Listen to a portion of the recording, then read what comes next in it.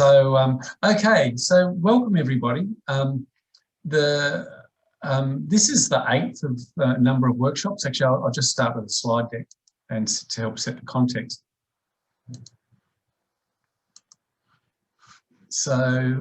We're basically at workshop 8. Hang on, I've just got to get my computer in the right position. There we go. And today we're talking about, the workshop is about getting input and helping do some initial design formulation around a native seed sector strategy for Australia. We held a number of thematic-based discussions earlier this week, and now we're moving it through state by state. This is we're finding the state-based groups are a lot smaller and more intimate, which is fantastic because we can get into the detail, while some of the thematic ones, I think the biggest one we had 45 people online. So as you can imagine, getting everybody to contribute was a bit of a challenge. While with a small group like this, it's going to be a lot easier.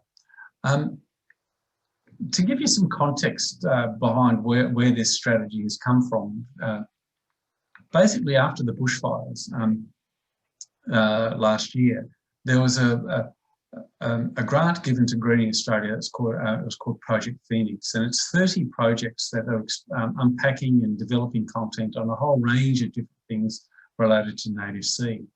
And one of those projects is about developing a national strategy. And I'm a consultant. I work for a firm called ACIL Allen. I actually started my life as a land care officer in the southwest of Western Australia, and I also worked in the mining industry in the Kimberley before that, and in the Pilbara. But the aim of this strategy is to really create a roadmap on how we can develop the sector over the next 10 years. So let's, nominally to 2030. So, and the process of developing the roadmap is we've done a whole bunch of desktop review and some ranging interview with 30 people across all different parts of the industry.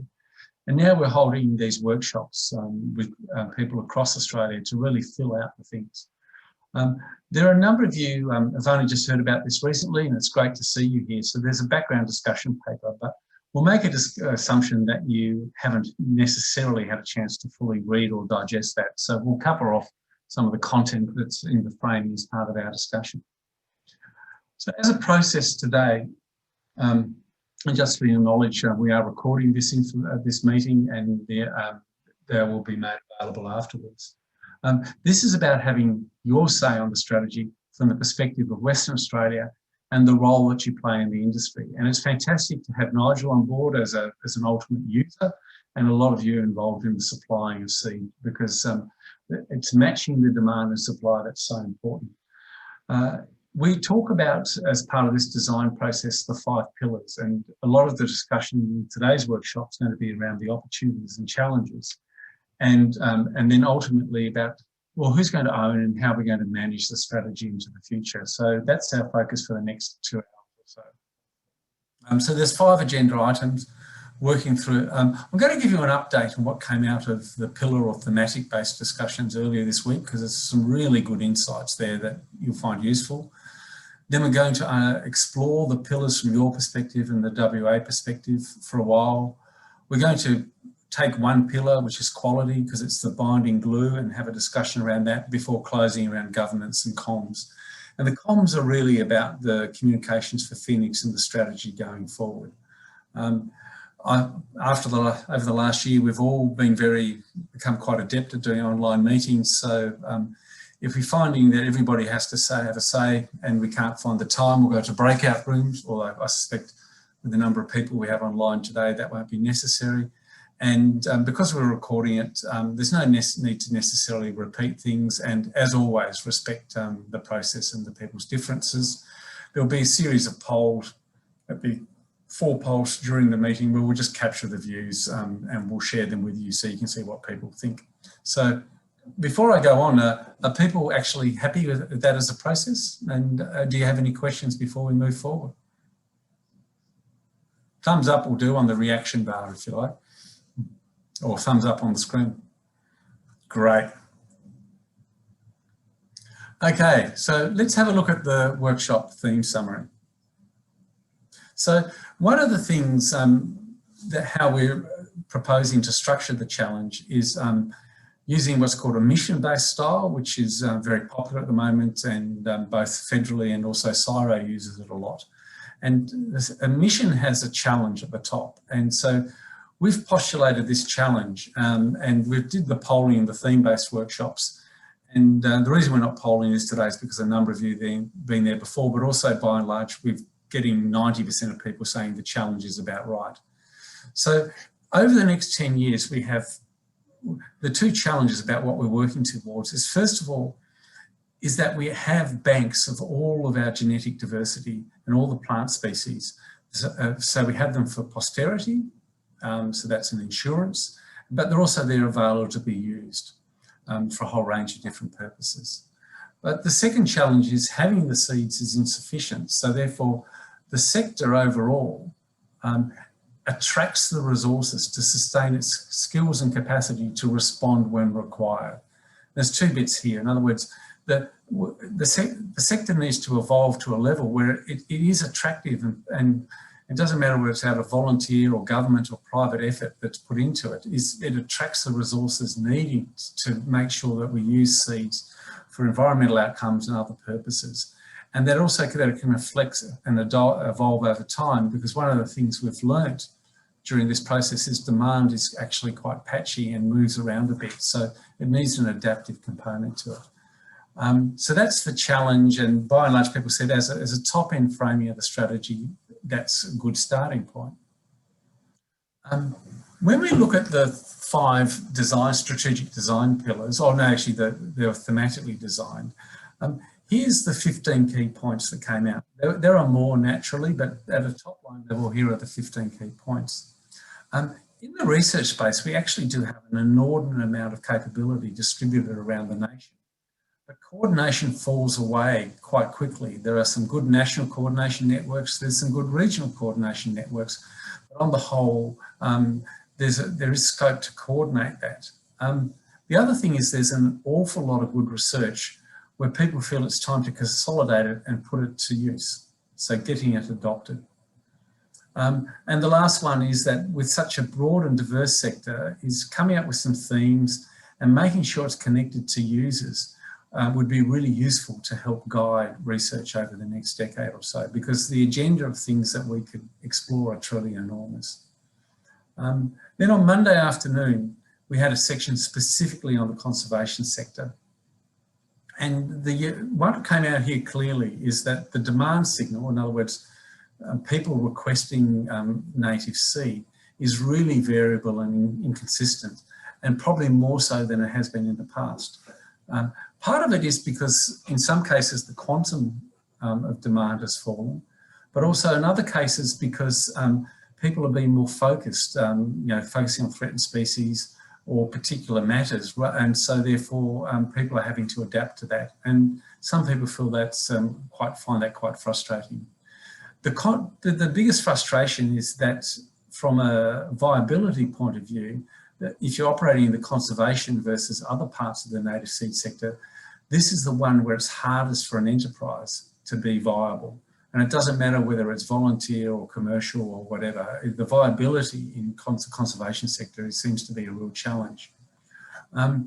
As a net result, capability is quite often constrained, and there's been a lot of active work putting into developing new partners in this space. But partners comes with pros and cons. So generally, they have their own objectives and they have to be met. So that's great, even though that attracts more resources in. At the capacity level,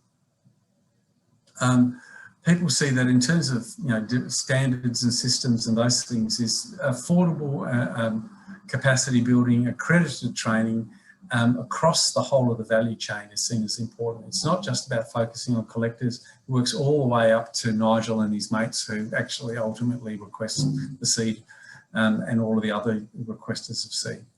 The other thing is that accessibility to networks, brokerages and exchanges, and getting information sharing happening is seen as really important, and also the role for some targeted infrastructure.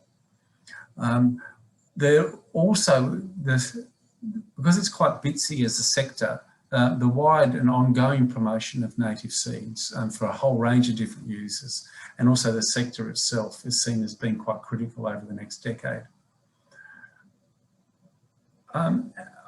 The other thing that, if you were to characterise it in economic terms, is I would call the native seed sector as a supply-constrained system. And there are a number of supply-side constraints on the system, and we had a really good workshop on this on Tuesday afternoon. The first one is that the collection seems to be a real choke point. And it is because of the lack of collectors, which is partly to do with the nature of the work. But it's also related to site access. This is about related to access to wild harvest, protocols for getting onto private lands, and also what is the accessing the public estate while managing the risk of over harvesting in the process. The other thing is that inventories can become quite constrained at times. So coordination on inventories, so the various banks, both living and stored, and then the whole supply chain systems that are associated with that is an area that needs improvement. And related to that is actually getting up fit for purpose specifications, and a code of practice is needed. When we looked at demand, and we had a session on this yesterday, is demand is growing overall, and that's partly what's creating the supply side constraint. But it's patchy, and also it's driven by more than environmental outcomes. And that's really important to promotion of the industry, is simply harping on about environmental outcomes won't develop the sector on its own. Getting the right specification and the time to allow the seeds to be provided are really big issues that people identified in improving performance. There's also recognising that if you don't get the timing, the specification right, that as a net result, the results on the ground actually don't always align. So people talk about the need to replant, or not being, ultimately when it comes out of the ground, that it's not emerging as exactly as was intended at the front.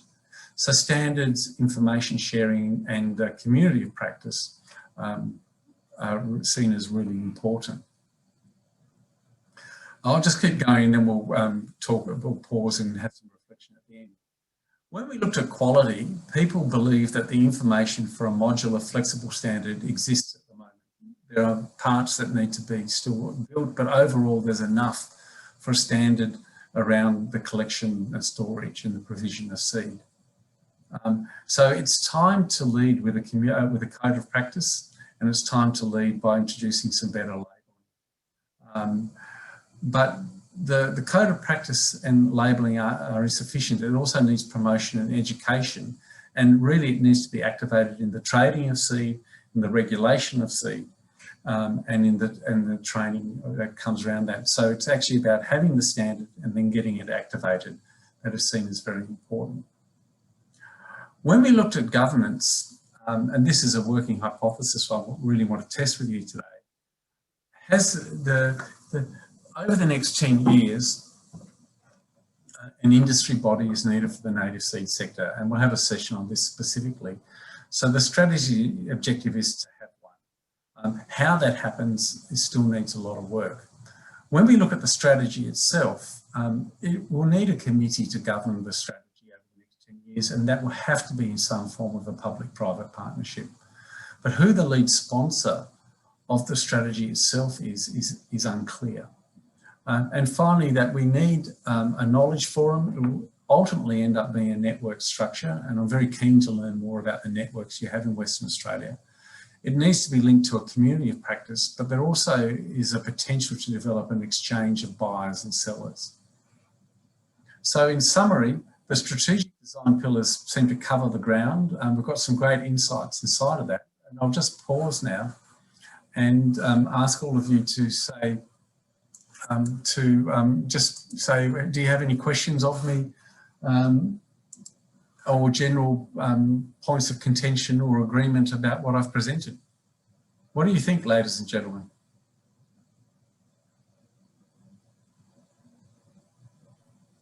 Well, I think it's I think you've captured the the major points really effectively. I didn't see any holes in it.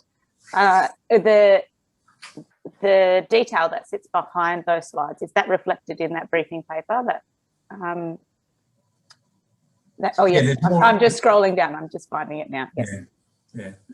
Presented in a slightly different way because it's based, but yes, there is more detail behind it. And we haven't identified new issues, but we now need to get into the detail about what the roadmap for it really is.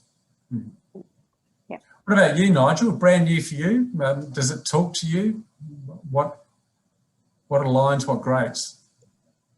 Well, I guess for main roads, often we're asking others to do the work for us. So we're in a position where we're a player, but we're not the direct player that's making the purchasing and the doing of the seed. Yeah. So we've run across this before with timeframes. You know, often main roads will know in advance that this is coming, but we don't know who's going to win the work yet to then be the one that's buying the seed. So yeah, it's sort of this predicament where does main roads purchase the seed and go under principal supplied to contracts, but then defects periods are void if the principal supplies the seed. It's if it's all bundled up in one contract, then the contractor carries the risk of any defects. So main roads likes to do it that way rather than supplying the product themselves. But yeah, it's a tough one because we're obviously the ones that know what we want in advance.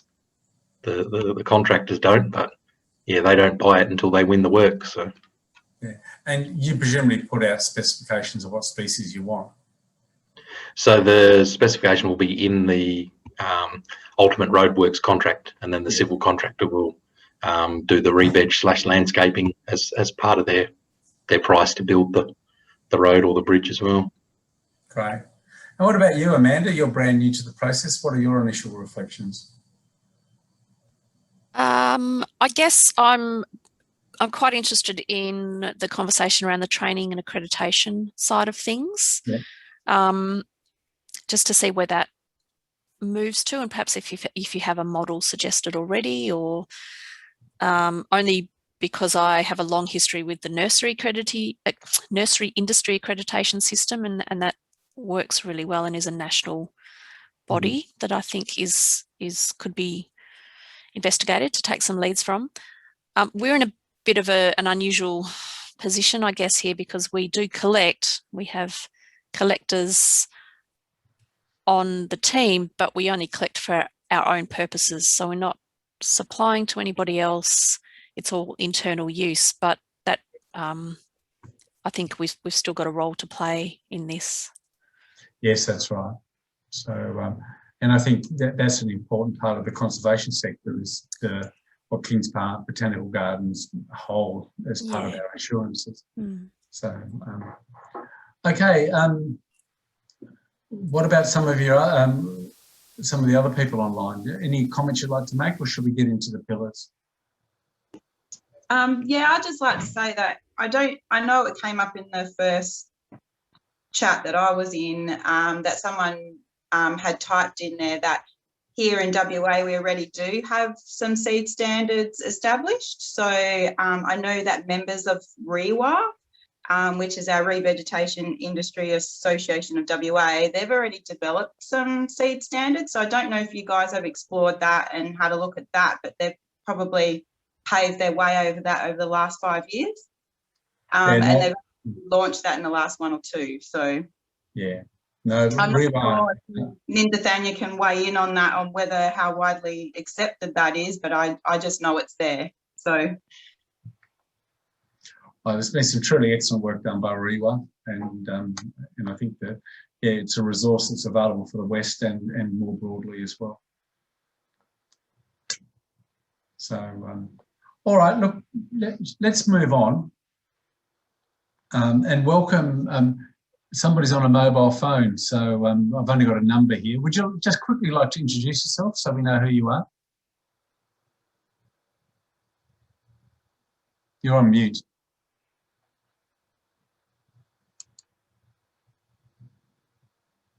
No, it's all good. All right. Okay, so the design pillars. Hi. So Hello, sorry, it's Nerily from the Steam Shed here. I'm in the car, so I have to be on mute. Sorry, there's too much noise. no, that's okay. Welcome. Good to have you on board. Thank you. Thank you. I'm going to put you back on mute now so you don't hear all the traffic. Yeah. Well, okay. So one of the important things to think about is essentially that it doesn't matter which part of how we think about the industry, is that it really is, it's a value chain, and there's a stylized representation here. So there are many sources, there are many stores, there are many suppliers, and there are many users.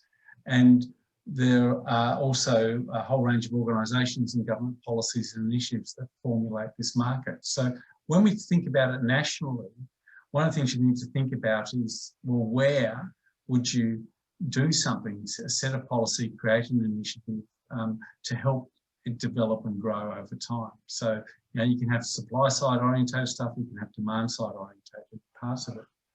The other characteristic of the market, or the sector overall, is that it's actually made up of a number of different markets. And so what you see on the screen here are essentially a simplification of it into half a dozen sectors. The two biggest ones by far are rehabilitation and forestry. So rehabilitation is about site remediations driven by mining and infrastructure. And obviously there's a large forestry estate around Australia developing wood products, and there are a series of public plantation managers. With a large infrastructure effort going on around Australia and mining remaining important, rehabilitation is expected to grow. The forestry estate will probably not grow terribly much in Australia. Although what you also have is you have the conservation sector, which is quite often some people think this is the only part of the native seed industry, and it's very important, but it's part of it. What's really characterises this is that it's a focus on locations and threatened species, and it's undertaken by public and private organisations, and also this is an area where you see a lot of individual effort, and it's really characterised by a lot of public good. There is also horticulture, which is very emergent. There's quite a strong ornamental part to native seeds. There's a really nice developing niche around native foods. And what the interesting thing about horticulture is that the potential demand in this space is actually unknown.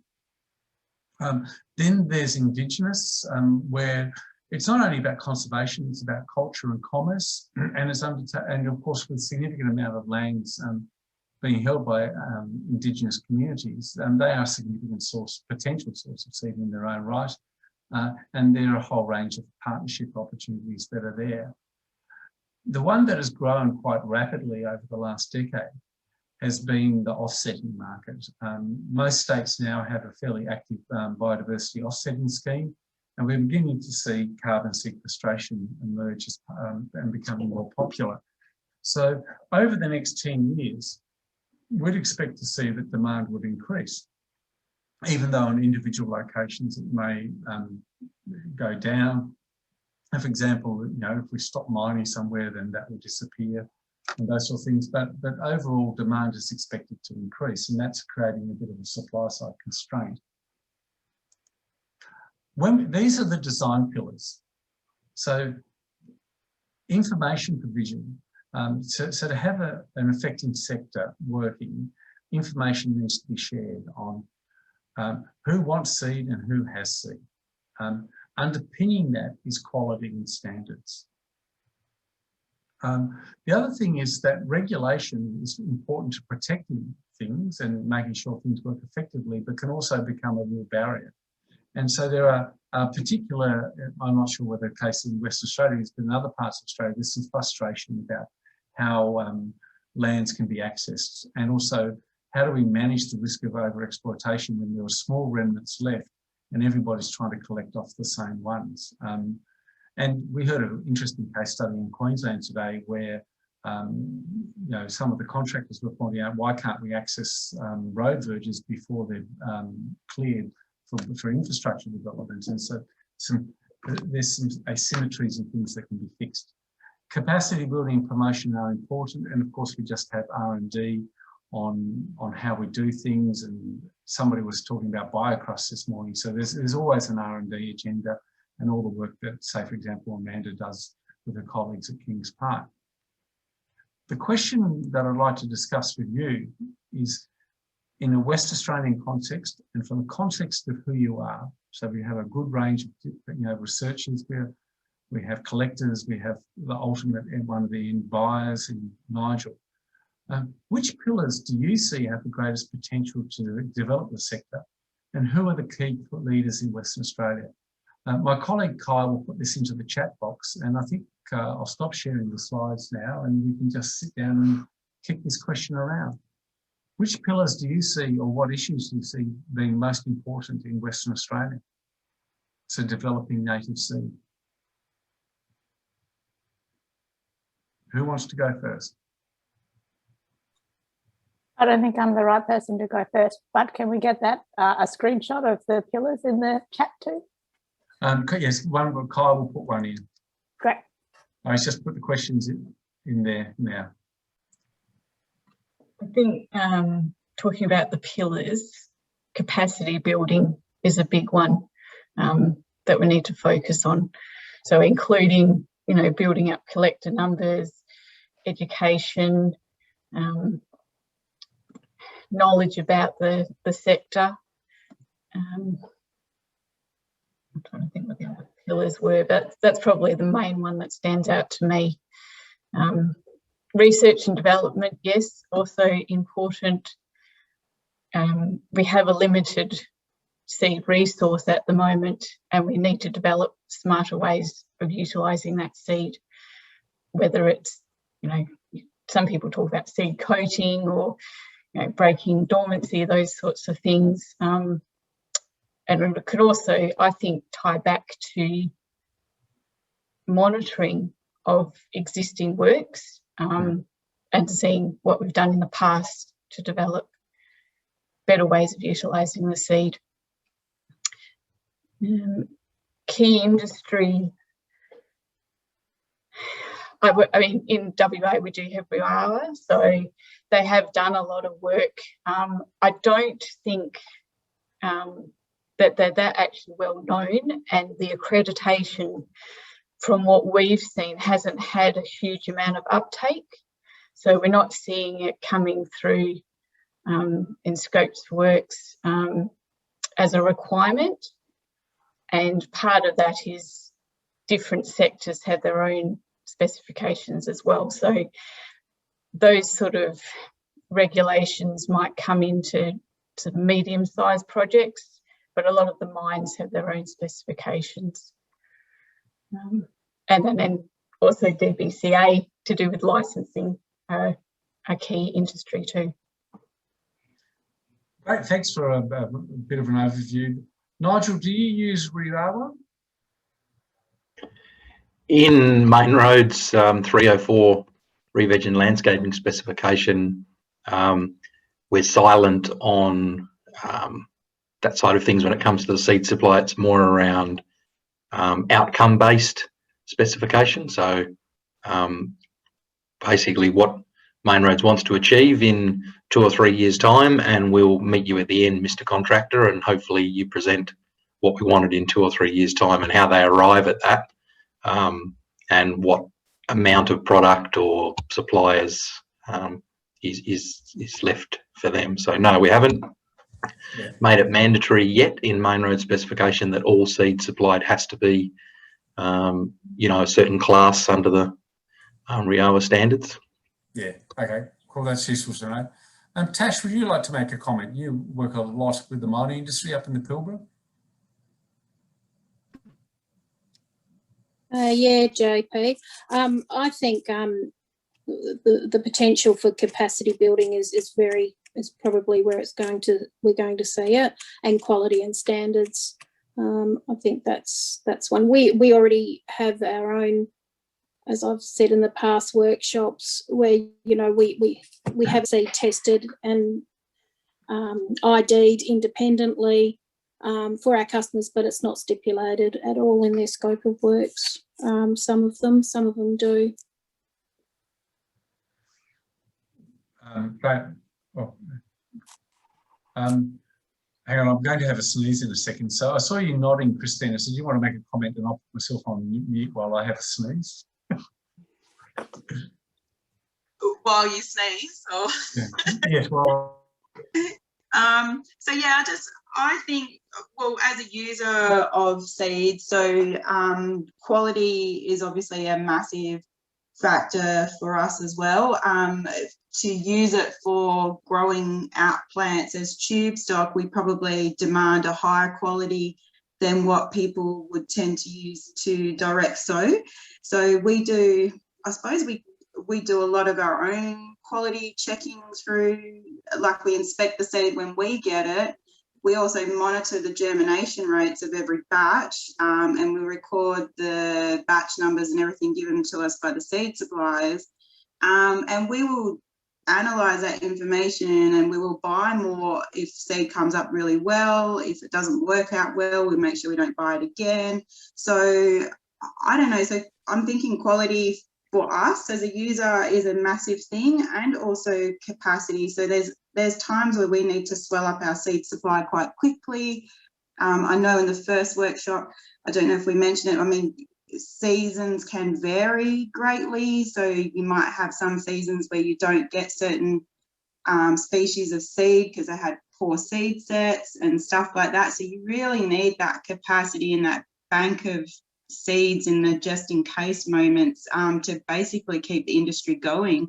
So they're probably really, really important factors for us as a nursery. The biggest other thing that I can say, the third biggest thing I can see, is our client knowledge. So those lead times are critically important for us as well. So we often have clients coming to us who want provenance sowing, but they don't realise they've really got to go back, almost let us know 2 years in advance, so that we've got that opportunity to arrange collection from those provenance areas, the spring and summer, the season before, then we sow it the spring and summer afterwards to have them ready for winter, nearly 18 months to 2 years after that. So I think that education and that knowledge needs to come back from that client, as well as telling them about quality and standards and that as well. So they're probably the biggest things I can see that impact us in regards to seed. So, yeah. Debbie, I might just jump in. I kind of got a question actually for the seed providers. I was looking through the briefing paper just quickly, and one of the referred to the SER, sorry, international standards and practice. When we're talking about standards, are you also looking at the international seed standards that were produced by SER and the labelling that's been promoted in that? And I was just wondering, is that something that the industry is picking up on and starting to adopt, and is it being discussed as a standard for this strategy going forward as well? Deppy, you're muted. You're still sneezing. No, I've finished sneezing. Great question, Renee. And fortunately, Lucy Commander has come on board and she can answer that for us. Sorry, I've just come out of a Healthy Seeds meeting, and I'm not sure what the start of the question was. Could you repeat? What was the question? It's okay, Liz. Liz, we're just talking about the 5 pillars: information provision, quality and standards, smarter regulation, capacity building, R&D.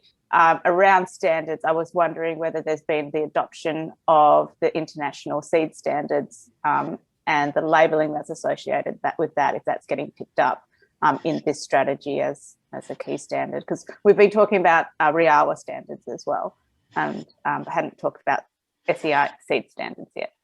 I don't know if it's been picked up in the strategy document through Project Phoenix, because I haven't been involved with any of the reports surrounding standards.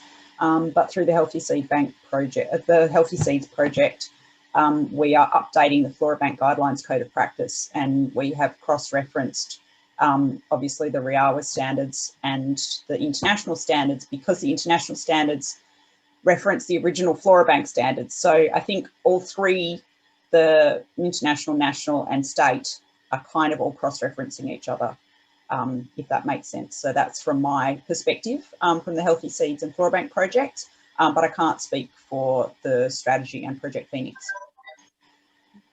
Yeah, my understanding, every standard we're seeing as working back is bringing in the international standards. So it's, now, one of the things I wanted to explore, because this is, as I said, is Lucy, I've just given everybody a summary of what came out of all the thematic workshops earlier this week. Well, I've been in all of them, so I don't need the summary, I'm good. Yeah, but this issue around supply side constraints driven by lack of collectors and lack of, and at times shortage of inventory. So what do you do when you don't have the inventory? Tash and Bridie and Neroli was online, but she seems to have gone. So obviously it can be quite frustrating when, and Christina as well. What do you do when you haven't got the inventory? I know for us, JP, if we don't have a particular species or we can't obtain it that season, we offer a substitute for that provenance zone, and it's up to the customer to decide and to determine if it's what they're after in place of it. Bridie and Christina?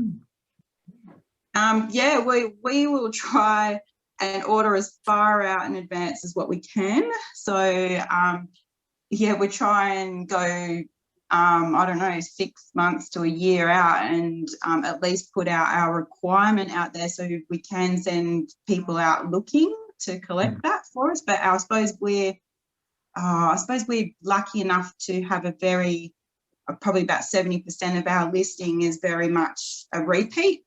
So it'll only be if we need an extra large job on top that we may struggle with, and we will just keep going from one seed collector or one seed company to another, to another, to another until we find it. If we don't, then we're in the same boat. We will substitute or recommend something similar or increase another plant in the mix to just get by. But it's usually just 1 or 2 species. But yeah, we can see some problems occurring in the near future with some Banksia species and that, because they didn't set well this season. So yeah, so we just try and anticipate it and try and order early, get in before the seed disappears. There you go. Excellent, thank you. Now, what do you do, Bridie? Yes, it is a regular occurrence that we'll have shortfalls, especially if it is just a last minute project. So we do probably a combination of things. We may approach other seed merchants and see if we can buy any seed off them in case they've got something, or we also offer substitutes. But that often comes back to the client, how open they are to substitutes, or whether they're very fixed in their requirements. And some people will say, right, well, we'll just leave it out. We'll just be short. Other people might be more open to receiving a bit of feedback.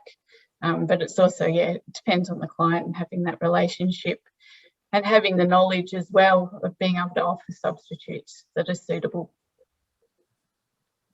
And we've heard exactly the same in the other state workshops. So, you know, you're getting swaps and buying from others, and also the substitutes. But this is why, you know, the information provision is important, and why finding some practical solutions to the timing issue is really important, because obviously with time, you can supply those seeds, but if the time isn't there, then it gets very, very hard for everybody involved. And I think it's interesting when we listen to Nigel saying, you know, they have some head contracts and they break down into the, so things are known quite early, but ultimately a lot of it depends on who actually wins the work at a period of time later, and that seems to add some lags into the system. So finding some better ways out in a number of cases is quite important. The other thing is, what about this? Do you have a shortage of collectors in Western Australia?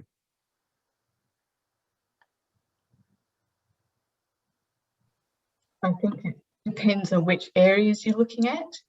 And I think one of the biggest problems is actually the age of some of the collectors. A lot of them are retirement age. And so there's that loss of knowledge being passed on. There's not as a huge number coming into the industry as well. You know, it is hard work. It's not easy money, as some people perhaps think it can be. So yeah, there are collectors around, but yeah, it varies from area to area a lot as well. How about the others? Do you have challenges in finding collectors? I think Yeah, JP. Oh, sorry. Oh, sorry. Yeah, we do. We find it a bit difficult. We have family as well that help out, and you know, we've got some young people that are starting to come into the industry. We found here in the Pilbara, you know, they're based down south, but they'll come up and do a couple of seasons and that. So, but yeah, I agree totally with Bryony. It's hard work. It's hard to attract people into the industry. And yeah, it can be very hot, especially up here in the Pilbara. Well, Marble Bar still holds the record for the highest temperature in Australia, doesn't it? I was just going to mention that because WA is so big, often you do have to make sure that the collectors go out specifically to get the species and the locations that you're after. So that's probably one thing. Like if there's a new mine starting up, or a mine that's, you know, in an area that, you know, where there isn't any sort of restoration demand currently, then there won't be any seed on the shelf for that. So, you know, you do have to go and ask people specifically for it. Now, is site access a constraint in Western Australia?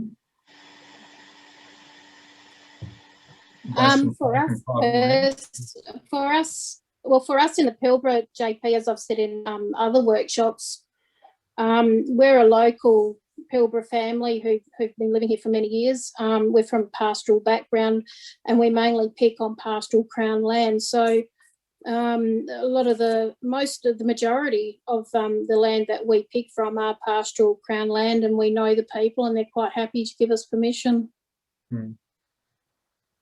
What about in the southwest, Bryony? Yeah, land access is definitely an issue, and it's perhaps becoming worse. Around Perth is a big issue too. There's ongoing clearing, so the land, you know, that resource is rapidly disappearing. Combine that, you know, with climate change as well, and people are having to go further afield. Yeah, I guess a lot of our collectors do try and access private property where they can. So they, you know, often have relationships with people in the area, especially if they've been around for a while, so they can develop access. In terms of sort of shire land, it can vary between shires, we've found. Some are very amenable, and others will say, no, you can only pick on shire land if the seed is used for a project that we're doing. So that can be constraining.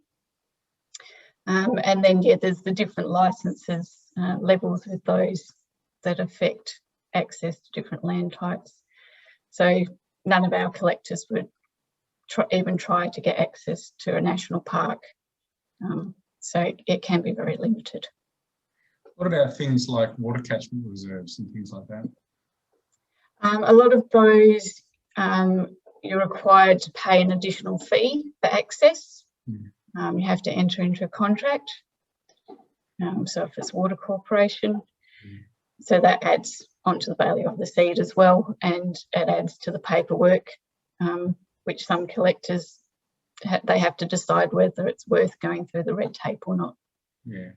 And how about, what about working with traditional owners and native title holders? Well, I can speak from sort of on Greening Australia's behalf as well. Last year, they entered into a funded partnership with Woodside to do TO training in seed collecting. So some of that was on Indigenous owned land and also in reserves or private properties. So that was a really good way of exposing some people to the industry in the hopes that we want to garner some interest as well for people to keep going, keep collecting. Great. Thanks for that. That's really useful. So Amanda, we've sort of got into some specific issues around sourcing, but around that or some of your sourcing challenges, but also the pillars in general, would you like to share your thoughts with us? Sure. Look, sourcing is probably less of an issue for us because we are our own provider, I guess. We can really set the standards for what, or set our targets, and if we don't necessarily get those species, it's not a huge issue. I guess our main, I mean, we collect for the purposes of display and horticultural purposes for the Botanic Gardens, but also our conservation collection. So we collect from our own lands, our own managed lands, but also further afield as well. And we do have some projects that we run. Also, we have external funding for some mainly conservation projects as well, but we really sort of set the targets based on, how do I say this? It's not, we don't have a necessarily set species. It's often about numbers rather than individual species.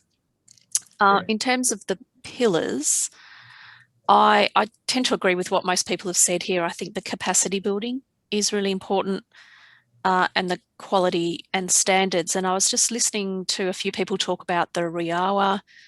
I'm not sure, are they guidelines, or I'm not really familiar with that, to be honest, or not greatly familiar with it. And perhaps that may be part of the issue, is the marketing of that or the promotion of that. It's not, I don't believe, terribly widely known. And is that, I guess, the role of the end users to drive that need for some consistent standards, or you know, whether it's the end users saying we only want to source seed from an accredited processor or an accredited supplier, or something like that. I don't know. I'm just throwing a few things out there around that. Yeah, that's probably my comments for now. So I think it's a really good point, Amanda, which is your drivers are completely different. They are. And you don't have that contractual dimension that people have in these other spaces. No. Part of it. And I think, I don't know about you, Lucy, but it's structurally quite interesting that Amanda is not aware of RIAWA when there's been good work done there. So it's just, there seems to be around this good stuff about how to do it. We just have a general communication challenge. I think also Amanda's not a seed purchaser, so not a seed seller and not a seed purchaser. So like Sweetman had input into those standards. So like Kings Park in general is aware of them, but they're not required for the purposes of Botanic Garden. Yeah, that is also, they're not fully, they're not adopted across everybody because they're non-mandatory. I'm not sure how many people are accredited. I don't have the numbers off the top of my head, but it's certainly not everyone. So now this is just to bring the discussion to around the pillars to a close, and we'll move on with the rest of the agenda. When we say capacity building is important, what sort of initiatives would you like to see in the national strategy around capacity building? Well, again, obviously I'm sort of a little bit removed from the direct suppliers, but and maybe this was touched on, I had to duck out for a few minutes.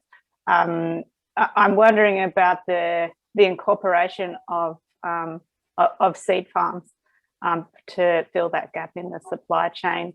And obviously to invest in a seed farm, that's a large investment up front, and you need certainty that those species will be purchased. But it's obviously a big topic of conversation at the moment, and so I think that it does need to have its place in the strategy somewhere. That's a very good point. We need some buffering capacity by having production areas, seed production areas, as they're called. And that's a key part of the strategy. What else would other people like to see? What initiatives would they like to see in the strategy under capacity building?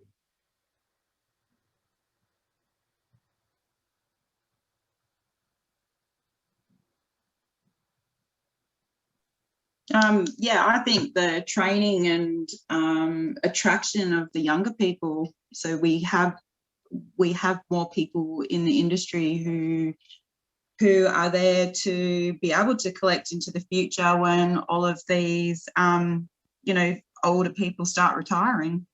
So I think that's an important one for capacity. Yeah. Workforce attraction. JP, you could talk to Amanda about the horticultural trainee program that I might have mentioned in one of the other workshops, that there are programs out there that do train people in nursery propagation and seed collection and seed propagation. So, but I guess it's just about making sure those people get to where they need to be, or attracting more people in as well, like building on the already existing systems. Yeah, I don't think that it's an absence of training programs that is the problem necessarily, but it's about getting people to participate. The visibility, yeah. And that's firstly about the promotion of them. Cost is raised in some of the workshops. All the standard things that you'd expect to see, but and then there can be additional modules brought in, but it needs to be in the TAFE system. It needs to be in a whole range of different areas. And there are plenty of qualifications available out there, but really just getting people to be incentivised to do them and getting them to be aware of them. Yeah, I think we have the same challenges in the nursery industry. It's not seen as a career pathway. It's not promoted in the schools. It's quite difficult to attract anyone to even think about getting a job in our industry at the moment. So I think the nursery industry and the seed industry have the same kind of issues in regards to that. So it might be good to work together maybe. It's certainly a common issue, and it's basically how do you make it attractive so that people do see that there's a livelihood in native seed. Yeah, JP, I'll just jump in. This is a little bit removed from this conversation, but something that we're working on at Curtin is a major research grant through the Australian Research Council, and it's the ITTC for Healing Country, and it's all about developing the restoration economy for Indigenous Australians. It's got an Indigenous focus as part of that proposal, and it hasn't been awarded, and it's highly competitive, so there's a lot of disclosures on this. We'll find out in Q3, but there is all these components around seed supply and the training of Indigenous Australians to be able to be employed and run these kinds of businesses, and the training required for them to be able to do that, building the business models to demonstrate how they might operate, and identifying where the gaps are, because obviously there are already very established businesses through seed collection and seed supply, but there's a shortage and a demand. So the research questions that are associated with developing that are a part of that proposal, and then there is a training component as well, and that if that gets up, that will be a 5-year program and about $13 million. Okay, that's great. Okay, any final points, or should we do a poll on the pillars? So what I'd like to do is do 2 polls. One is I'd like you to prioritise the pillars on potential, and then James will put up a second poll after we have a quick chat about that one on where you think the constraints lie. So James, could you put up the poll on the potential of the pillars? So what we'd like you to do is to just pick your top 3 here. Somebody's dropped offline. Cool. All right, let's have a look at the results. So here we go. Here we have the results. So capacity building was number 1 and quality and standards was number 2. So that's in line with what we'd expected. All right, James, can you put up the next poll, which is, this is looking at from a different lens, and it's really identifying where in Western Australia, but also for you individually, you think the constraints lie at the moment. So James, can you put up the next poll, please? Yeah, I think Kai's just said his must be counted as 1 out of the 8. I think he's probably right. So he's my colleague. Here we go. I'll end the poll and I'll share the results with you. So, so the number 1 issue was access to skilled staff and volunteers. The clear demand signals and access to supply are the top 3 that exist there. So great, thank you very much. We're doing this in all of the state-based workshops, and we had some, the signals were clear, but the access to supply hasn't necessarily come through as strongly in some of the other state workshops today. So it's just, but labour is always continuing as a common theme across all of the states. Right, let's just go on to the next section, which is really to talk about quality. Okay. So in the development of a sector, quality is key. It underpins development and it requires standards, and standards that are owned and used. They also need to evolve over time. So what we've observed is some people are keen to specify everything up front, while others say, let's just start with something and grow into it. But ultimately, you know, there's 2 ways of thinking about quality. There needs to be a mark, labelling, how some people talk about it, to signal it. And the standards need to be turned into, it can be turned into a code of practice as well. The key drivers for quality seem to be that the seed is viable, that we have the right seed and also from the right source. What people have also talked about is sometimes it can become, a barrier can be a real cost. And an example that people have given, for example, is germinability testing on small batches. Somebody gave an example the other day where the cost of the seed and the testing were the same.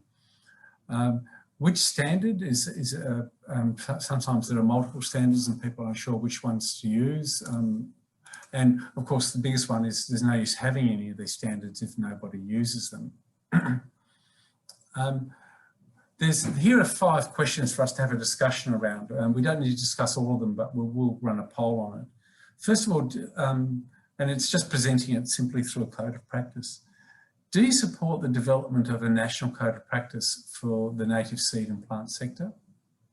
Do you support the code of practice forming the basis of labelling of quality of seed supplied? Do you support the code of practice being an alternative to the current licensing and regulation arrangements that are in place? Should it be voluntary or a form of compliance? And if it was to be brought in, would it actually create more red tape for small businesses? So, so these are 5 things to discuss about. Kai will put them into the chat box so you can see the questions and we talk about it. We've found that in the discussion to date that pretty much everybody is in agreement that we need a code of practice at this point in time. So that's just to give you some context around that. But let's talk about quality. And do you see that we need it as a form of labelling, and do you see we need it sort of actively used just to improve quality inside of businesses and transactions? What do people think? Yeah, for sure, for labelling, pretty embarrassing if we sow, you know, 50,000 of one type of plant for a customer order and it comes up as the wrong variety and we don't have the time to resow it. So yeah, very, very important, the labelling side. And how important is testing for germinability? Oh, somebody was going to speak. Tash, go for it. Yeah, I was just going to go on with that and just say our customers don't request it on the label, but we provide all the viability testing information, the location.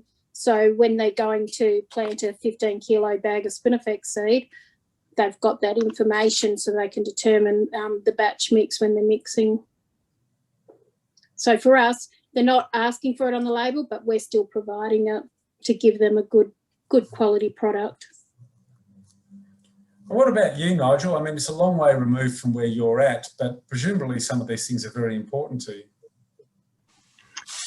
Yeah, I guess drawing back on the code of practice, I'm hearing people talk about, there's not people out there collecting. So I guess it doesn't really matter if you have a code of practice if there's not the people out there collecting in the first place. So for Main Roads, it's, yeah, I guess as a big consumer, you would think that we would want more of this if you heard all the rhetoric, but it's not really flowing through on a lot of our jobs. I think our seed, our kilo rate per hectare has grown as more landscape architects have influenced re-veg into more of landscaping. So I think our buffering and our risk, we've got so much seed going in per hectare now that, you can actually buffer some of those quality issues if they are there. And even if they were there, there's so much seed going out that you probably wouldn't even know half the time if some of the batches were underperforming. So whether that's linked back into the research, just how much you put out per hectare, but at the moment it's sort of that black art that someone comes up with a number per hectare, you put it out, did it come up, didn't it? Oh, it came up, therefore that must be the right number moving forward. So yeah, I'm not sure if another code, as I said, maybe is WA different to the other states? I'm not sure, because we have had Riara that Trannan put a lot of work into for several years now, and then you go and look at the members and the seed merchants that are signed up, and it's only 3 or 4 people signed up to it. So I just don't see another code of practice having much input or much the energy involved. What would it spit out at the other end? Would you see that tenfold increase in the outcomes? Probably not. That's a really interesting point. What do people think?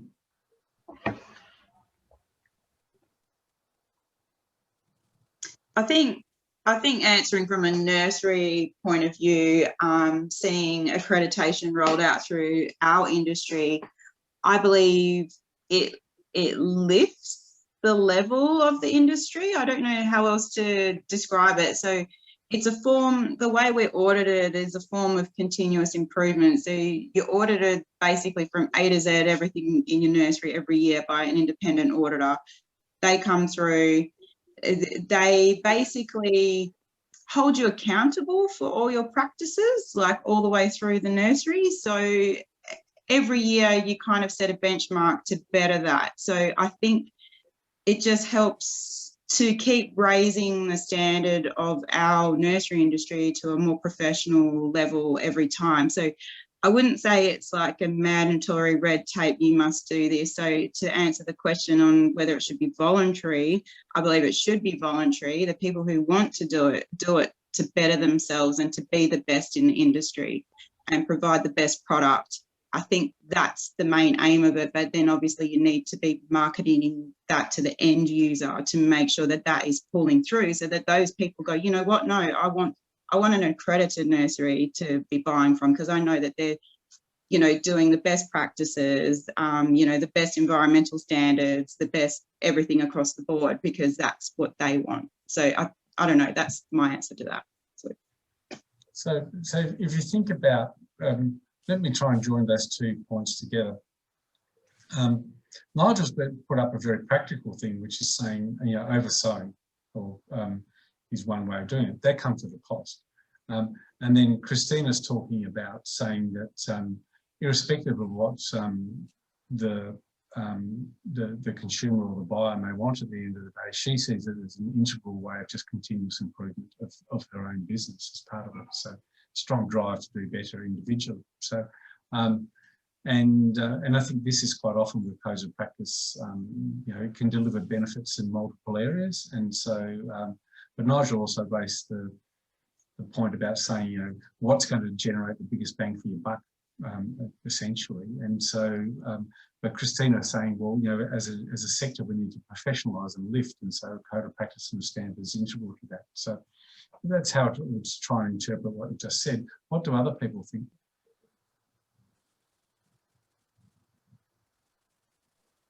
I think I'm inclined to agree with Nigel in a lot of ways. We just haven't seen the uptake of people wanting to become accredited. We're not seeing the uptake in the end users saying they want accredited seed. There's no actual sort of checks and balances. It is very much saying that you're doing the right thing. And yes, if somebody perhaps put a complaint in and said that someone had done the wrong thing, it would go further. I certainly haven't heard of anything like that happening. So it is very much a trust of someone, you know, saying that they are abiding by the regulations or rules of what you need to be accredited, supplying accredited seed. And I guess, like I was saying before, different industries already have their own quality standards. So they're not necessarily looking for a national code of practice.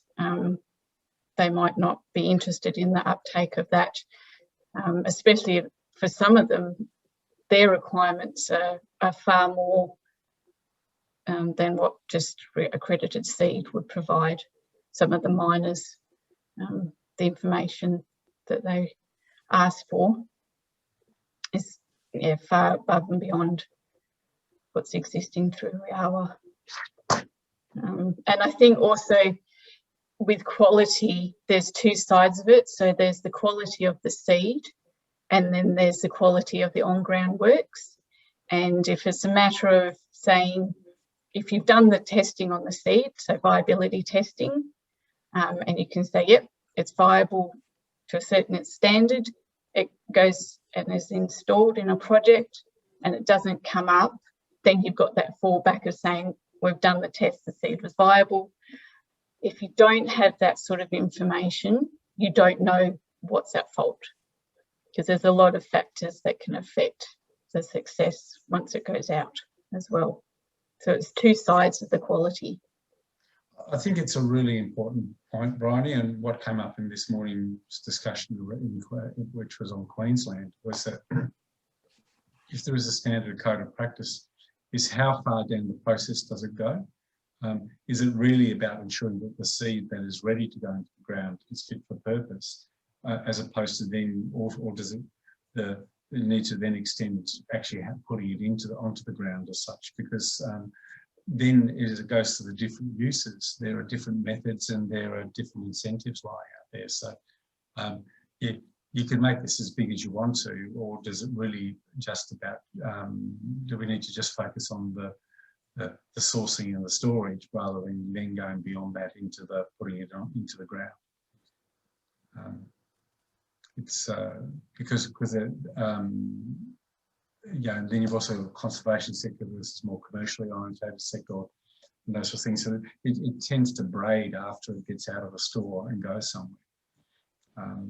And it creates a lot of complexity in different structures. So what do you reckon? Should it just stop? Should this code of practice standard just stop eventually when it's ready to go into the ground, or should it extend into how it goes into the ground?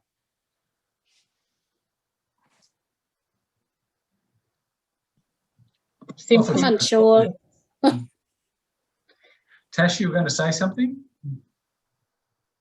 Yeah, I'm unsure really, JP, because as Bryony said, you know, like we're doing the right thing, we're getting the viability testing, but then when it comes to planting out, it's a lot of seed, particularly, you know, there's wattles and triodias, which is the spinifex, that need dormancy breaking treatments. So it's up to the customer or who they're engaging with to plant that seed, to do those tests, do those treatments on that seed. And if they don't do it, it's not going to, it may not come up. Who does it fall on then? Yeah. And then I was also struck earlier on by Christina's comment, which is saying when you're growing out tube stock, well, you're highly incentivized because you're actually selling the tube stock rather than the seed. So it's the drivers are a bit different. Do you want to have a go at trying to pull this together and what some of the insights are, Lucy? You've been involved in updating the Flora Bank guidelines, which are part of the standards, and what might go into a code of practice. Sure. Yeah, I think it is really difficult to know where to stop. But I think Bryony's point about it's really just having these standards. It's about making sure that you're doing the right thing so that nobody can come back and say, oh, actually, it was the seed's fault. So it's really about kind of covering yourself as well to make sure that, that, it wasn't a fault of the seed. So I guess what I sort of think is that there are standards around ecological restoration. And I think if the seeds for restoration standards kind of, meet in with those, then that might be a way of making sure that they sort of dovetail together. And in some cases, end use, it doesn't really matter whether you're planting it on a roadside or you're planting it in a threatened ecological community, like you're still planting it. You've got to do it at the right time. You've got to do the relevant site prep. And so you don't necessarily need to say, you need to rip to 20 centimetres and, it doesn't need to be prescriptive like that. It's just like, consider the site prep, plant at the right time. You can't say plant in June because planting in June is not the right for the whole of Australia. So I guess it's sort of about making sure that people have thought about all of these things and considered them. So I would tend to say that seed delivery is involved in seed standards or a seed code of practice.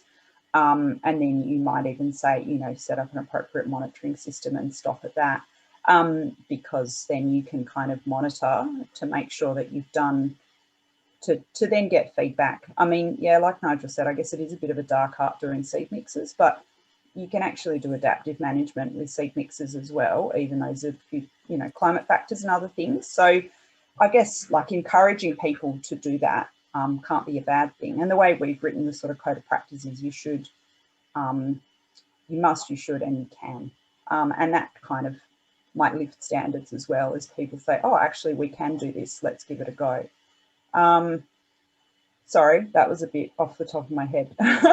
It's fine. And we're getting quite fine-grained here, but what we're drawing out here are some of the practical things that ultimately will have to go into the design of any of the initiatives that were there. And I mean, I really thought Nigel's points were fantastic, which is, will this make a difference? And, and are people actually really going to use it? Because it came down to that initial point I made in the framing up front, which is there's a lot of information out there. It can be pulled together into a code of practice, but more importantly, we just have to make sure it's used. By that, I mean the code of practice. Otherwise, it's not generating value. It's just, and Christina's point, which is she's found intrinsic motivation out of it, which is fantastic. But some people will have to be extrinsic motivation to make it happen. There needs to be. I think financial motivation as well. Like, okay, maybe for Main Roads, if they are capable of oversowing, and they don't mind if 2 or 3 species don't come up, then that's fine. But there would certainly be other clients out there that couldn't really afford to do that. So the cost of seed for them might be really expensive, for example. And maybe they also have criteria around how many species come up. So if you're involved in a restoration program where you've got really specific targets about the numbers of species that come up, like you really want to make sure that that seed that you bought comes up. So I guess it's sort of about, thinking about those types of clients as well, those ones that either can't afford to oversow or that have really strict requirements on the results and the outcomes that they have from seeding. And how standards might help them do their job better. And yesterday we had Lee Trevitt, I think his name was, for Transport for New South Wales.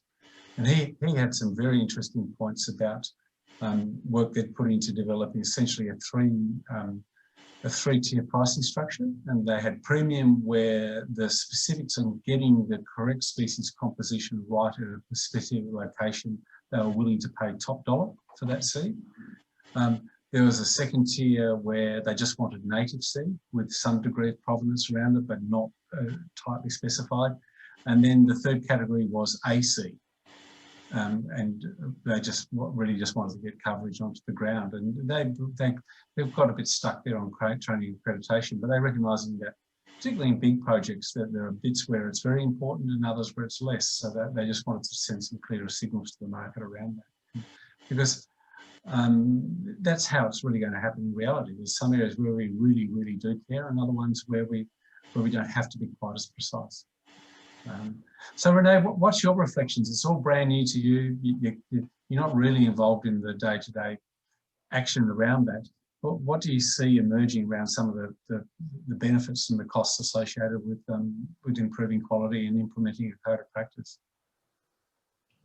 I guess I mean, I certainly agree that there's value in having a code of practice, and I think it is something if it is used, then it will help support to grow the sector and the industry. So I certainly think it's needed.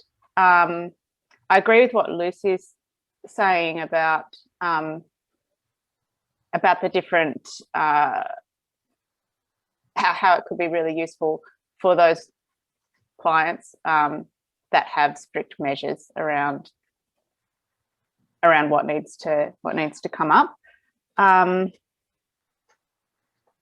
Yeah, I don't know if I can add too much more, because I'm a little bit removed about how it would be used. Apart from that, we need to get more efficient with the seeds that we're using, because we have these massive supply chains. So we need to make every seed count. So if this kind of policy or code of practice can help us do that, then there's got to be value in that, and that hopefully that will return value to the entire sector. Look, I really put you on the spot, so thanks for those comments. And sorry. It's absolutely fine. Okay, we're going to do a poll on the code of practice now. So James, can you put that up, and then we'll get into governance. And here we go. Everybody's polled. And here's the results. So basically, there's 71% are saying yes as a form of labelling. I didn't get that. Sorry. Could you try again? Siri wants to have a say. There, again, as a form of labelling, 100%. As an alternative to licensing, no at 57%. Voluntary, we're unsure were the two highest ones there equally. And could it create more red tape? And the answer is equally yes, no, and unsure. So, there are over, across these workshops, where I think there's about 100 to 150 people involved. So we're going to aggregate all of these results up, and we'll see how they come together overall. So we've got a small sample here. Those are consistent with a lot of what we've heard today, other than some people really see it can be a form of alternative to regulation, and also that people are very split on whether we'll add more red tape or not. We're just getting quite a diverse range of opinions on that. So let's have a look at governance. Now this is, for those who've been involved in previous sections, there's a whole new module to this. So two parts to governance. One is industry representation, and the other one is management of the strategy itself. I'm going to start with industry representation. So look, as an industry mature, it needs to develop the ability to represent itself. We can do this by building off existing organisations or new options, and we don't need to go into the details around that. But the strategy goal would be that it's reasonable to say that over the next 10 years that the sector should have one. What the discussion is about now is, first of all, do you think the industry needs one? But also, what should it actually do? So what we have on the right here are some of the things that have been suggested and that we've observed in other sectors, what an industry body does. So if it's representative, then advocacy is one of them. The other one is, does it actually become the custodian of the standards? It could provide training. It could be a brokerage in helping ease connecting people together, making introductions, dealing with some of the pinch points that occur, like with supply constraints or where there's just some tension emerging here and there. it could be the accreditor. And also, given that somebody needs to go out there and say, promote the broader sector just so people are aware of it and get behind it and see it as attractive, it could actually be the person who organises a promotional campaign. So those are the areas that are there. And Kai, if you could type those half a dozen things there into the comments box. Very keen to see what your views are on what, whether you support the development of establishment of an industry body and what it should do. So do you think the sector needs an industry body, and what should it do? Please share your thoughts. Okay, I don't know. I was just going to say I've sat on, I suppose, the nursery industry of WA. I've sat on that board and also chaired the landscape industry of Western Australia. So I've been involved in 2 industry bodies in Western Australia, so one for landscaping, one for nursery. But the WA nursery industry is actually a branch of the national body. So I can see a great need for the industry to have that body. I mean, I can tell you now the amount of work that you can do combined as an industry with a whole bunch of members behind it, whether that's to go lobby into government. So just to give you guys an example, we joined forces with the turf industry, the landscape industry and the nursery industry probably about 6 or 7 years ago to make the Green Life Alliance here in Western Australia, when water restrictions were going to demand that we were going to not be able to water our residential gardens at all over the summer period. So we went in as an industry body saying it's not going to be good if all our grass dies and people's mental health, and some people have all this pride and joy. So we went together as an industry bodies, 3 combined, to lobby to get that change so we could keep our 2 days a week watering over summer. So there's that side of it. The promotional side of it, I'm not sure if you guys are all familiar with the 2020 vision, but that is a nursery funded promotion that has been running now for 5 or 6 years to promote extra urban greens canopy throughout all of Australia. And it's actually been worldwide recognised as, you know, a good way of doing that. So that was industry developed and funded by all of us members. So there's that promotional side. The networking side is invaluable. So I suppose as a state level, like to actually get in the same room as like-minded people, even if it's only twice a year, but that networking opportunity and the information that you can share is like invaluable. So I would totally recommend it on that level as well. It just brings everyone together. But there you go, there's my thoughts. So no brainer in your view, I think, Christine. Yeah, pretty much. Like I think I've always been involved in those industry bodies, and I can definitely see the value of it. I mean, even over here, we're having the garden festival in like in about a week's time, and that's an industry run event to promote our industry to the public. So it transcends on so many levels, like direct to that public, up to government, even to federal. So I think it's something that's definitely needed to move forward. So Nigel, as an end consumer of all of this, do you see a benefit in the native seed sector having an industry body that could do a range of things that like Christina outlined?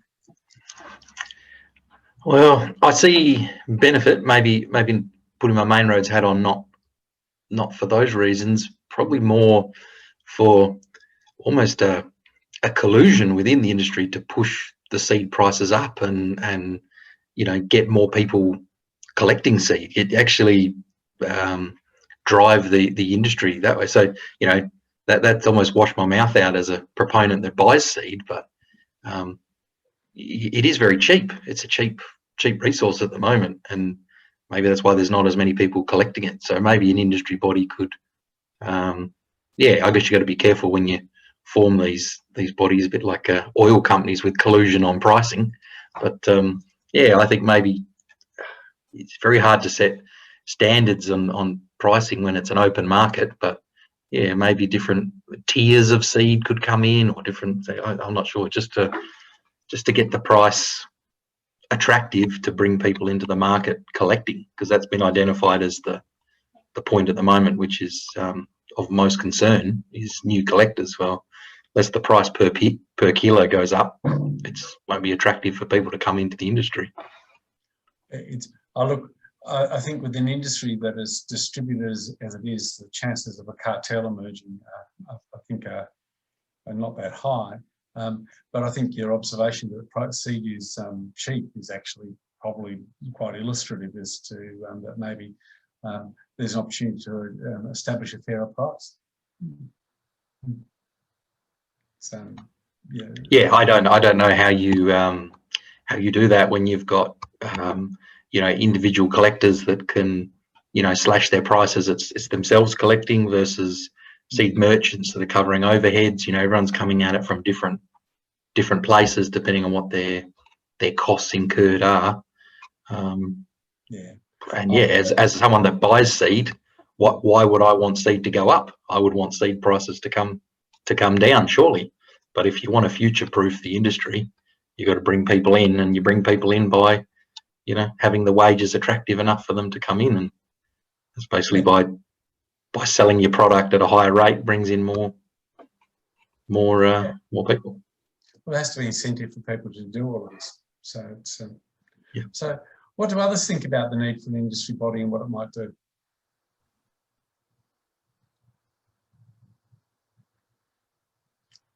Tash, Amanda, Bryony, Lucy? Yeah, JP, I think the industry does need its own body. I think it would be well worth it for networking. It would be well worth for advocating on behalf of the members of that industry body. And I think, probably one of the outcomes of this, we will see that happening. I think it'd be really beneficial for newcomers to the industry as well. So some of the emerging industries like bush foods or cosmetic products that are starting to use native seeds or native plant products, they could actually just go straight to the industry body and find out who's who and go to networking events and find out what to do. But also like students and trainees who are looking for work could come and, come to a networking event and, know who's who and who's doing what. And I think that would be another sort of aspect of it as well, is sort of newcomers to the industry, so that they can kind of get across it quickly rather than, searching through Google or trying to figure it out. Yeah. Bryony?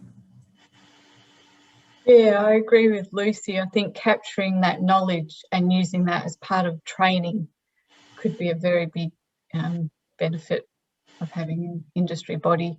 And the same with promotion of the industry and lobbying of government on environmental policy as well. So whether we're talking about regulations around mine site closure, obligations, land clearing, all those things, I think should be lobbying towards as part of it. And Amanda, finally, it's a bit maybe on the side for you, but what are your thoughts? Well, yes and no. Look, I really agree with everything that Christina said, and using that comparison to the nursery industry, because I think that industry association has grown so much over the past 20 plus years, and it's in a really strong position. It's got really good representation of membership, the support that it provides across the industry, and I guess just the scope of opportunity that being a member of such an industry body affords to businesses is really important as well.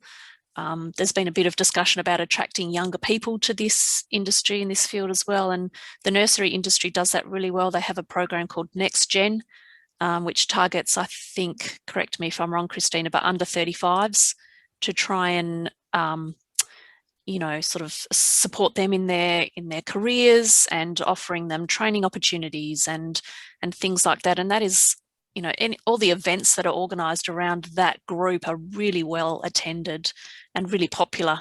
So there's just so much scope in all of those areas, I think, for a national body to sort of take the lead. Yeah.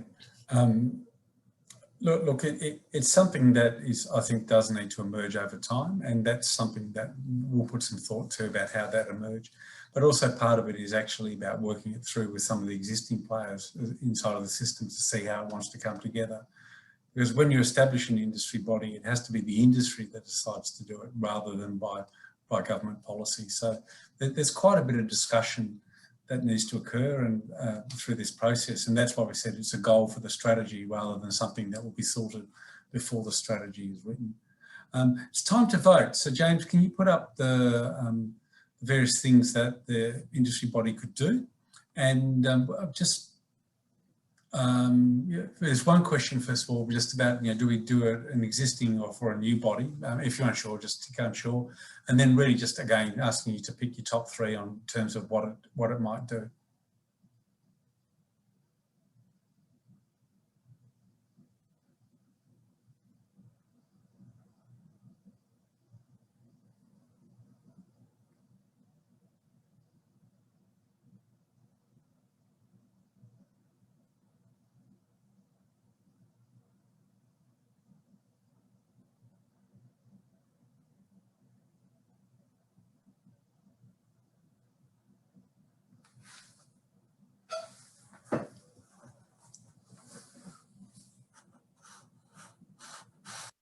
One more to go, I think. 6 out of 6. Okay, and here's the results. We need a new body. First time or unsure. So that's previously we've heard that work off an existing body. Number 1 is training, and number 2 is promotion. And we've only run this poll once before, and this is Morning in Queensland. And I can safely say that your results are very different to Queensland. That they had advocacy and standards as number 1 and 2. So that's fine. It's just sharing some of the differences with you. So it's good. Okay, 2 more things to do. A bit around comms, and the comms question for those who've been involved before a little bit different. James is really looking not so much about the channels of communication that you're interested in, really just about awareness of a whole range of different things. But before we do that, I only spend about 5 minutes on this.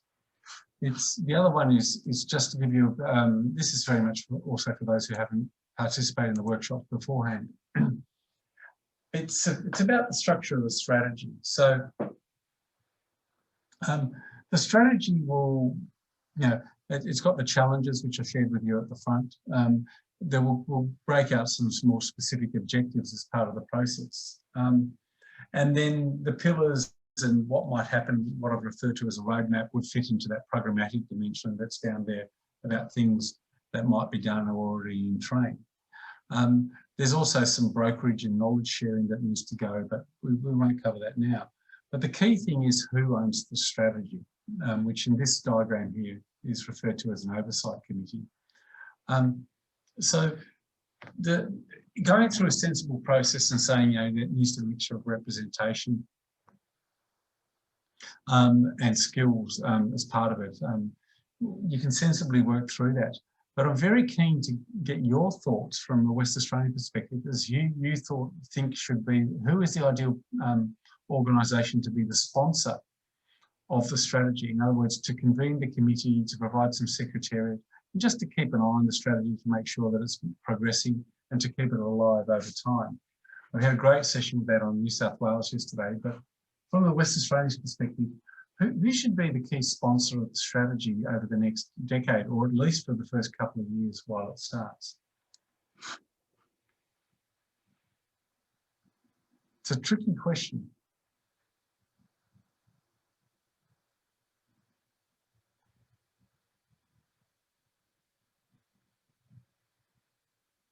And we've had this response quite a lot.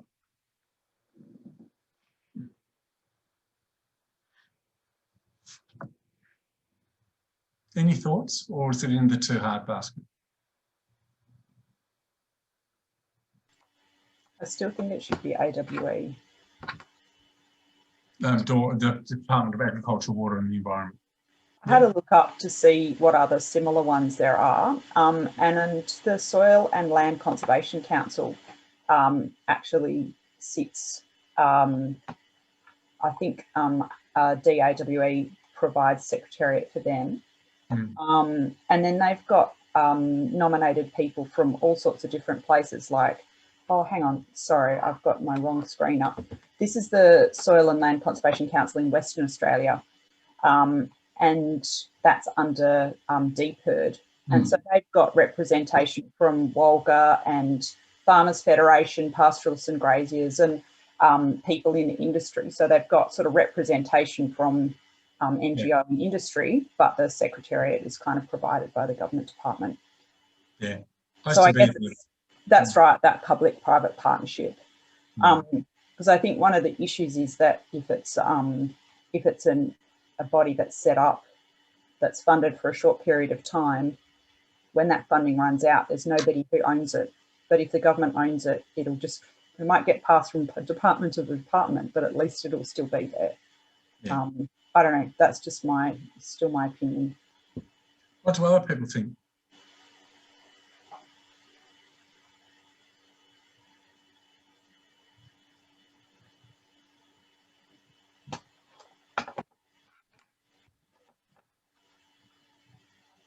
What about Greening Australia?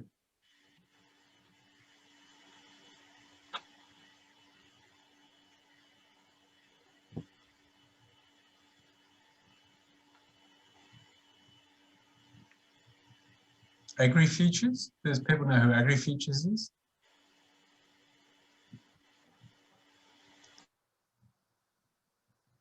So it's look, it's a tricky one. Shall we call it quits there? It's something we'll grapple with. We'll put some other processes in place to think about this and work it through. In the interim, it's Project Phoenix, because that's where the custodianship lies in this formulation stage for at least the next couple of months. So, James, I might pass over to you. I think it's a nice segue on the comm stuff, but also you're thinking about Phoenix and about its awareness and those sort of things. Then we'll do a quick wrap and we'll see where we are after that. So, James, the floor is yours. Perfect. Thank you, JP. And thanks for everyone for sticking with us for the whole session. It's very nice of you. So we'll keep it short and sweet this Thursday afternoon. So I've really just got one question, and feel free to put it in the chat box or we'll take it to open mic. But interested in knowing, coming out of the strategy, what comms and engagement initiatives would everyone in this chat like to see? We've had a few mentions, even within this workshop, of networking events. There's been talks previously of a conference, getting involved with publications, international partnerships, websites, portals. When you think about comms and engagement opportunities, is there anything that comes to mind that you'd like to see emerge from the strategy for the sector?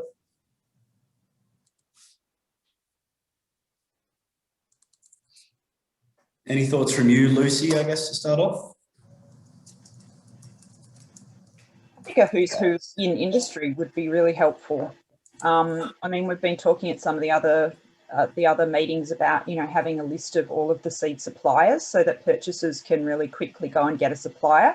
And that's really useful. But then other people want research. So, like Landcare Australia, for example, individual Landcare groups aren't going to go and approach a university, but, some conglomerate of organisations could. So somebody representing them could. So I think it's sort of a who's who in the zoo would be really helpful.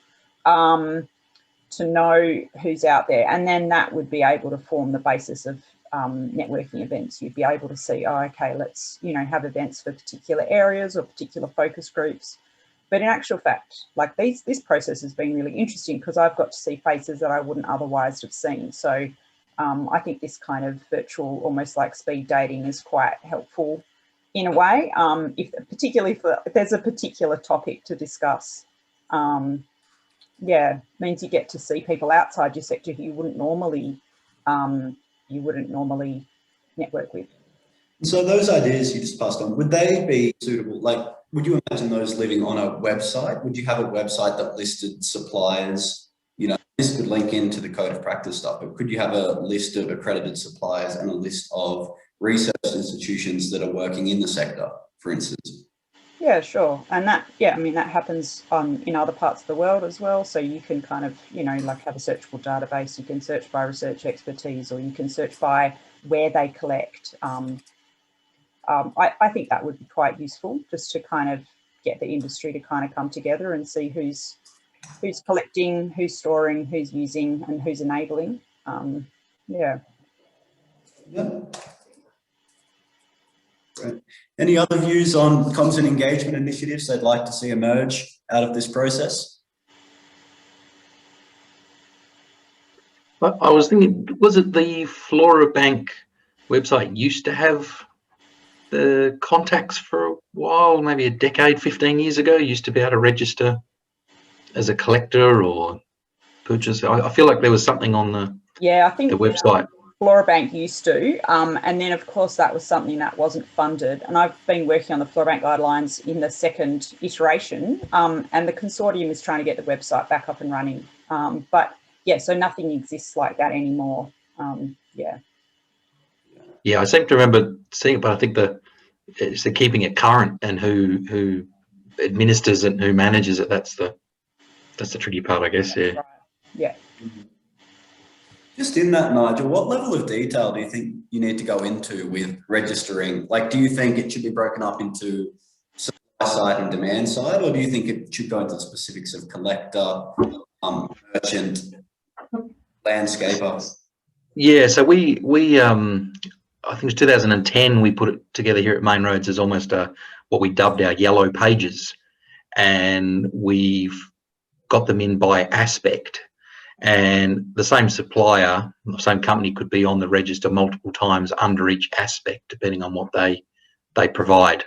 And then we move across to the regions here in WA, and they basically get a tick in the box if they work statewide, if they only work in the Southwest, if they only work in the Kimberley, just so that if a new employee starts at Main Roads, they can say, right, I need someone to do what aspect, you know, seed, nurseries, weed control, site preparation, whatever it may be, filter by their region. Okay, I can see that there's 3 companies that have done this in the past in my region for this aspect. Right, okay. So it sounds a bit like, have you heard of high pages for trades? And yeah, you sort of Fiverr like that, but seed specific. Yep. So the companies, I guess, haven't nominated to be on Main Roads list. It's just people that we've added as we've used them, and it's saved in the corporate depository. So the idea being that as more people use more companies, that they add them to the list, and the list forever goes. Or as companies move on, you know, then they can be removed from the list. I like that idea. I think one of the challenges there is if it's a public list, then you need to look into permissions to see if you're happy to have people listed and things like that. But yeah, excellent. All right, and any other final thoughts on comms opportunities following these workshops and the future strategy? Yeah, just raising the profile of the importance of native seed to the general public. Yeah, general public. It's something that we as individuals often can't do, and there's so much information that's come out of this project that it'd be really good to build awareness of the importance of the industry and what it can do for the country. Excellent. Right, I'll now take us into a poll, and I'll leave that up for a few minutes. So what's the time? Yeah, we got about 5 or so minutes left. So if everyone could just take some time to complete the poll on their screens now. It's been shortened down a bit, and it's been adapted over time to follow what's come out of the workshops, but you'll see it's a question on there about what types of information would be of most value to you. A question there about where the deficits are regarding the communication cycle within the sector. And finally, one just about your awareness of the Phoenix network. That's currently a channel that exists to keep people up to date, but we're finding maybe awareness for that isn't quite where it needs to be. So I'll give everyone a few moments to fill that out. I'll leave this poll running, and JP, if you'd like to take us into the wrap up, you're more than welcome. Thanks. Okay, so thank you very much for everybody coming along and participating today. We've had discussion really talking about the pillars initially. And so capacity and quality came up as two really big issues that were there. I think what was new in the discussion that followed after that today was really about that.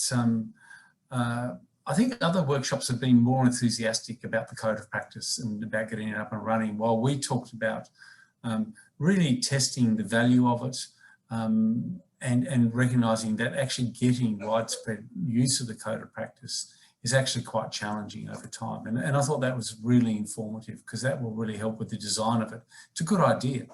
And it needs to happen over time, but it is going to be an inordinate amount of work. So that's really important to understand that. The other thing that is part of this is that in the discussion we had around that is that the same with the emergence of an industry body. That is again an important bit of work that needs to happen, but will also take an effort and time to allow that to emerge inside of that. So we're unpacking that. The final comment I'll make is just to give you a bit of an explanation about where the strategy is going from here. So by the middle of next week, we will have finished having workshops of every state, and then there'll be one national workshop. There's a few people who are interested in enrolling for that. These are turning out to be, to give you an idea about the number of people that are involved, and I think Lucy was in the first one, and we had about 40 on day one. And all the big theme ones generally had at least between 20 and 40 people involved in them. We're finding with the state-based ones, we had about, do you remember, James? It was probably about 16 or something for New South Wales yesterday, but they've been smaller now. So more focused. A lot of people have already had a say through the thematic ones. So it's tightening up a little bit. We're then going to pause, and there's going to be 3 more workshops in the middle of May, because some people have just couldn't make themselves available in the time. I'd encourage you to, if you're interested in getting a bit of thought about how all of these things have come together, we will be able to present the synthesis of all of the workshops at those workshops that are in May. So if you want to get a really fresh update, please go and enrol for one of those workshops. There'll be some sharpening and testing of ideas, but after they are completed, we're going to go away and write a draft strategy and work it through with the expert steering committee that's been set up for this project, and also within Project Phoenix. And then probably I would say that will take us through May and into early June. And then there'll be another round of engagement, probably through a national summit, but that's being designed at the moment, to really take the strategy out and to get people to have a look at it and to really get some feedback in before it's finalised and launched in August. So that's the process for the strategy going from here. Thank you for your comments. Thank you, Nigel. I wish we had a lot more end users involved. It's been one of the hardest groups for us to get in contact with. All of the contributions have been really valuable, and have a great afternoon, because you're 2 hours behind us on the East Coast here. So thanks a lot, everybody, and take care. Oh, and I'll quickly share the results with you. My apologies. So what are people looking for? Recent news and upcoming events, their activity and research status updates, and where's the greatest deficit within the sector, lack of awareness of existing solutions, getting buy-in and a lack of actions, and are you currently aware of Project Phoenix? Well, 4 of you are, and I suppose after today, 2 of you are now aware of Project Phoenix, if not its full remit. So I'll call it off there and say thank you very much for your time and effort, and have a good day. Thanks all.